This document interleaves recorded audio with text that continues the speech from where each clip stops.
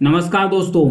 हाल ही में केंद्र सरकार के द्वारा 5 लोगों के नामों की घोषणा की गई है भारत रत्न के लिए। तो ऐसे में बहुत तेजी से आलोचना शुरू हो गई। एक ओर तो बधाइयों का तांता लगा है तो दूसरी ओर आलोचना बहुत तेजी से शुरू हो गई। क्या ये नियम के खिलाफ है?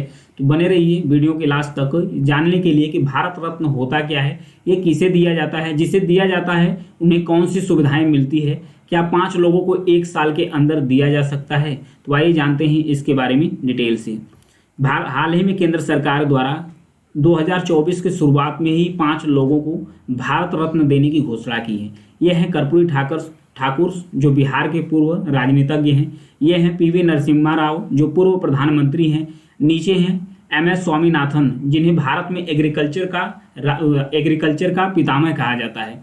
ये हैं पूर्व प्रधानमंत्री, भारत के पूर्व प्रधानमंत्री, ये हैं पूर्व प्रधानमंत्री चौधरी चरण सिंह हैं। यहाँ पर हैं बीजेपी के पूर्व राष्ट्रीय अध्यक्ष जिनका नाम है LK आडवाणी यानी लाल कृष्ण आडवाणी। तो यह 5 लोगों के नामों की घोषणा हुई है। तो ऐसे में एक तरफ तो सोशल मीडिया पर बधाइयों के तांते लग गए हैं तो दूसरी तरफ पर जमकर आलोचना हो रही है। क्यों आलोचना हो रही है? क्योंकि कहा जा रहा है कि 1 साल के अंदर कितने लोगों को ये जो भारत रत्न है दिया जा सकता है। तो गृह मंत्रालय के अनुसार तो बताया गया है कि 1 साल के अंदर 3 लोगों को सिर्फ भारत रत्न दिया जा सकता है, लेकिन सरकार ने कुछ फेरबदल करके 5 लोगों के नामों की घोषणा कर दी है। 5 लोगों की जैसे ही नामों की घोषणा हुई तो एक तरफ तो बधाई मिल रही है, दूसरी तरफ आलोचनाएं जमकर होना शुरू हो गई है। तो आइए जानते हैं किन्हें दिया जाता है भारत रत्न। भारत रत्न देश का सर्वोच्च नागरिक पुरस्कार है।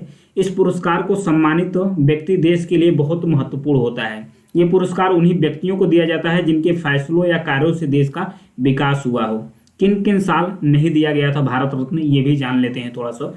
ये पुरस्कार ऐसे तो हर साल दिए जाते हैं, लेकिन 1956, 1959, 60, 64, 65, 67, 68, 70, 72, 74 मतलब लेकर ऐसे कुछ गैप देकर कुछ साल रहे हैं जिनके बीच मतलब नहीं दिया गया है। लेकिन 1999 में यानी कि 1999 में जब अटल बिहारी वाजपेयी देश के प्रधानमंत्री थे उस समय भी 4 लोगों को भारत रत्न की घोषणा की गई थी। तो उस समय भी आलोचना हुई थी कि 4 लोगों को एक साथ क्यों दिया जा रहा है।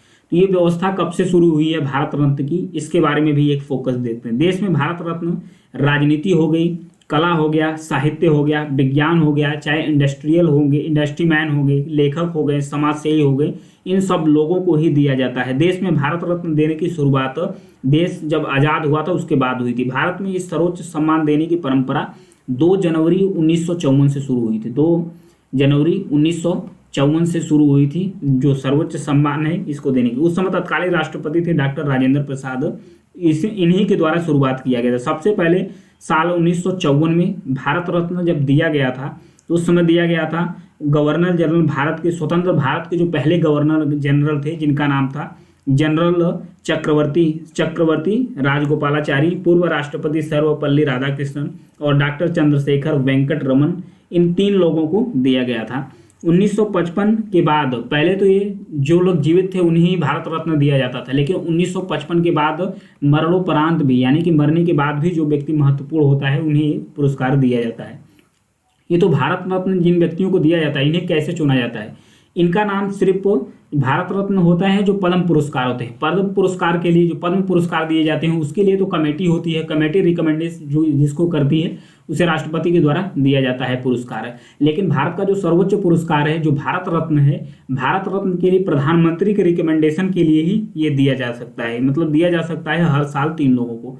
अब तक कितने लोगों को यह सम्मान मिल चुका है? तो अब तक 53 लोग हैं भारत में जिन्हें भारत रत्न से सम्मानित किया जा चुका है। 2024 से अभी जो 2024 चल रहा है 5 लोगों को नॉमिनेट किया गया है भारत रत्न के लिए।